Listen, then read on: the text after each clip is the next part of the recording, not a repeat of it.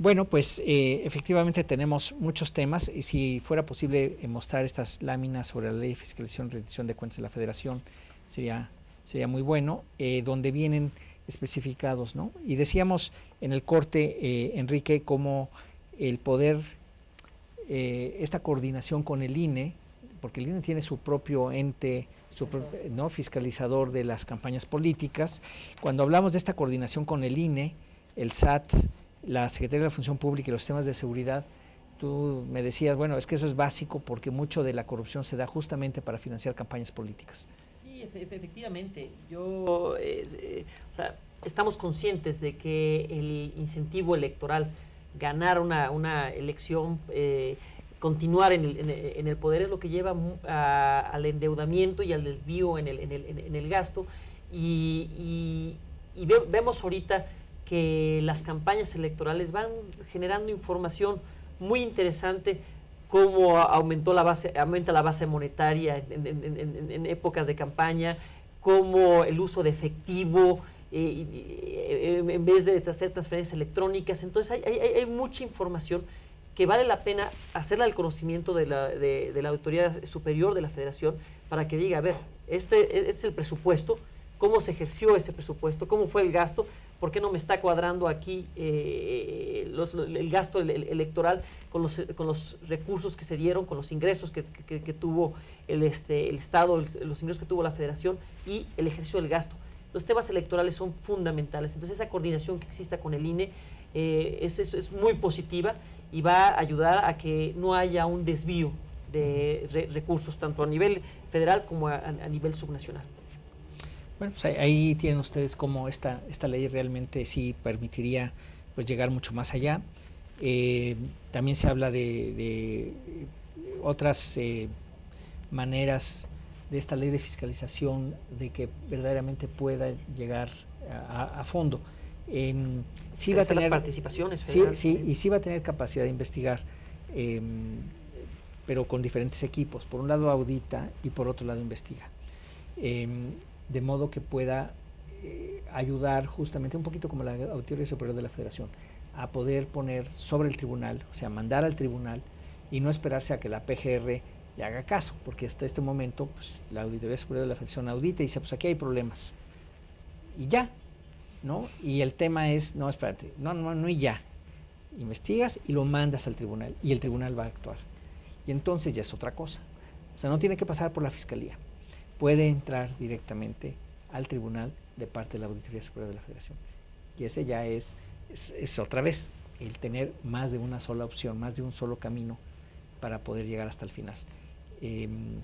Bueno, en fin, y nos vamos a los últimos dos pedacitos del sistema, tenemos ya pocos minutos, que tiene que ver con reformas al Código Penal y la Fiscalía Especializada Anticorrupción.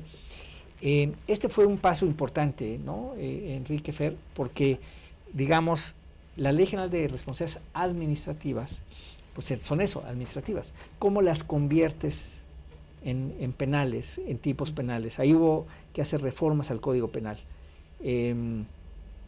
Faltas graves administrativas que se vuelven penales, ¿no? Es así la cosa, Enrique. Sí, hay conductas que por no estar tipificadas como delitos, pues no se puede integrar una averiguación previa por parte del Ministerio Público y consignar ante un juez, entonces quedan sin un castigo de privación de la libertad a los culpables. Entonces, enfocarlas nada más como una cuestión meramente administrativa y con una sanción de multa o inhabilitación es totalmente insuficiente, cuando efectivamente lo que ha habido son daños patrimoniales, daños al erario, conductas que son de tipo penal. Entonces cierra también la pinza para ver esas conductas desde esas dos perspectivas. La administrativa sí, pero también la parte penal. Y eso debe disminuir la impunidad. Pero fíjate, veíamos hace un rato, Fer, tú decías, hay ciertas conductas que antes ni siquiera estaban. No. Y que ahora están en la Ley General de Responsabilidades Administrativas. Esas mismas también se están metiendo al Código Penal. Lo mismo podemos decir al Código Penal. Así es, doctor. De hecho, lo que reiteramos, antes la corrupción solamente estaba considerada en el Código Penal, pero como corrupción de menores. Esa era toda la definición que teníamos de corrupción.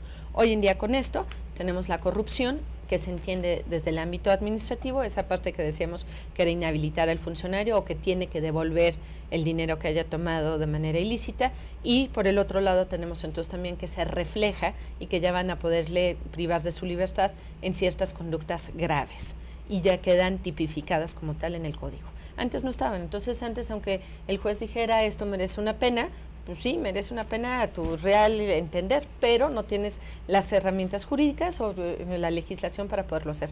Con esto ya lo tienes. Y con esto también, como dice Enrique, se disminuye esa impunidad. Antes, ¿por qué seguimos esta impunidad? Porque no hay las herramientas básicas para poder llevar a los sujetos implicados en esto a pagar y a purgar una pena. Y hemos visto siempre muchos casos donde se dice tiene que pagar miles y miles de salarios mínimos el funcionario público. No tiene el dinero, nunca lo pagará, son cuestiones inejecutables. Es mucho lo que le pasa a Tribunal Superior de la Federación, que decía, es tanto lo que se tiene que hacer, no se sancionaba.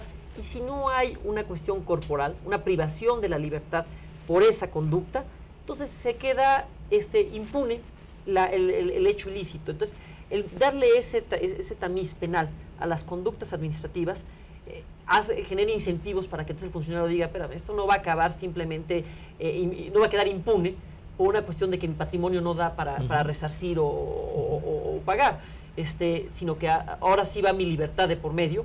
Entonces me preocupa la cosa. Entonces era fundamental a estas conductas darles ese tamiz penal y darlos hacer los delitos.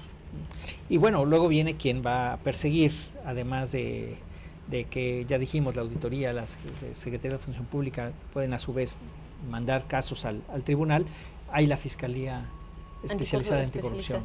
Sí, doctor, es una nueva figura que todavía no existe como tal, tiene que esperarse, bueno, ya con la ley. Para ser autónoma, ¿no? Para ser autónoma, sí. Pero sí existe todavía en la PGR, pero no ha nombrado. No se ha nombrado y además todavía no es autónoma. Con esto lo que se busca es que sea completamente autónoma.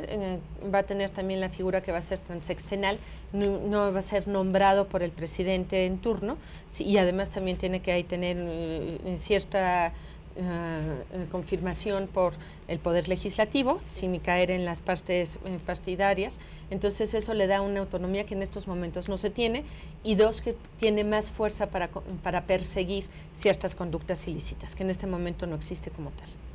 Bueno, pues ahí tienen ustedes, este es el Sistema Nacional Anticorrupción en su primera etapa. Faltarán muchas otras leyes que se tienen que corregir, y de la ley de adquisiciones, la ley de archivos, obra pública. Hay quien habla de obra pública, se habla de quizás otras 20 piezas de legislación que se tienen que de alguna manera reformar. Un último comentario sobre el sistema, Enrique, que pudieras compartirnos. Sí, ya para cerrar, simplemente que ese es un muy buen sistema, es un gran avance, se tiene que ver, y no debemos concentrarnos en un tema simplemente en una parte. O sea, ahorita va a haber la implementación, quizás hay algunas cuestiones en el camino que no vayan siendo tan tersas, pero sí quedarnos con la sensación de que se ha ganado muchísimo y que sistémicamente se está atendiendo un fenómeno que es un problema grave en México. Es un gran avance que estamos teniendo con esto. Fer. En la misma tesitura, doctor, es un inicio. Faltan después 20 leyes más, falta que empiece a funcionar. Esto apenas estamos, diría yo, que poniendo los cimientos, pero si no se logran poner los cimientos nunca vamos a avanzar. Entonces debemos de fortalecer esto, hacer que salga, por fin que salga como lo está pidiendo la sociedad civil, después que salgan las leyes, las otras leyes federales, después que salgan las estatales y después que funcionen. Y para esto es muy importante que los ciudadanos sigamos presionando tanto al Poder Legislativo como al Poder Ejecutivo en los 3 niveles de gobierno para que hagan esto adelante. Es un inicio, va a tardar en funcionar, sí, definitivamente. La integración de los órganos. La integración de los órganos, pero es un inicio. Y creo que eso tenemos que empezar sobre ello, y que tenemos que ver la fuerza que tiene la ciudadanía de decir, firmo una iniciativa, y lo que está empezando a desarrollar todo esto, y que somos parte de un cambio. Para que esa impunidad disminuya, para que esta corrupción disminuya, tenemos que hacer las cosas y tenemos que hacer que funcionen. Es un buen inicio. Bueno, pues ahí tienen ustedes, este es un poco el saldo de toda esta batalla, que es una primera batalla, pero la guerra es mucho más larga. Seguiremos en eso y necesitamos de la sociedad en todos los estados de la República para que ayuden a, pues como dices, a presionar en el buen sentido de la palabra, pero a veces no tan, digamos, a empujar, por decir, a empujar la implementación del Sistema Nacional Anticorrupción en todo el país. Muchísimas gracias, María Fernanda, muchísimas gracias, Enrique. Al contrario, gracias. Y a todos ustedes les agradecemos también su preferencia y les invitamos a una edición más de su programa CEI en Contexto. Hasta la próxima.